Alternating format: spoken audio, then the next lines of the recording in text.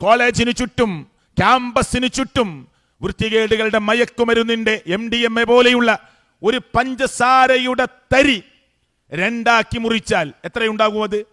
അതാ പോലീസ് ഉദ്യോഗസ്ഥൻ ഒരു പ്രോഗ്രാമിന്റെ ഉദ്ഘാടനത്തിൽ പറഞ്ഞത്. എന്ത്? ഒരു പഞ്ചസാരയുടെ തരി രണ്ടായി മുറിക്കുക, എന്നിട്ട് അതിന്റെ പകുതി കോളേജിൽ നിന്ന് ഒരുമിച്ച് കൂൾബാറിൽ കയറിയ ഈ ചെറുപ്പക്കാരൻ ഇവളുടെ ജ്യൂസിലേക്ക് അവൾ അറിയാതെ ഇട്ടു. അതിന് വലിയ മാജിക് പഠിക്കണോ? ഒരു പഞ്ചസാര തരിയുടെ പകുതി ഈ പെൺകുട്ടി അറിയാതെ ജ്യൂസിലേക്ക്, ആ കുട്ടിയുടെ കുടിക്കുന്ന ജ്യൂസിലേക്ക് മാറ്റാൻ വല്ല മാജിക്കും പഠിക്കണോ? വേണ്ട. അത്ര ചെറിയ ഒരു ആ അളവ് ഈ ജ്യൂസിലേക്ക് ഇവൻ കൈമാറി. ജ്യൂസ് കുടിച്ചു. രാത്രി 12 മണിക്ക് കുട്ടിയുടെ ഫോൺ വരുന്നു. ഇവന്, നമ്മൾ ഇന്ന് വരെ കുടിച്ച ജ്യൂസ് പോലെയല്ല ഇന്ന് കുടിച്ച ജ്യൂസ്, നീ ഇപ്പൊ എവിടെയുണ്ട്?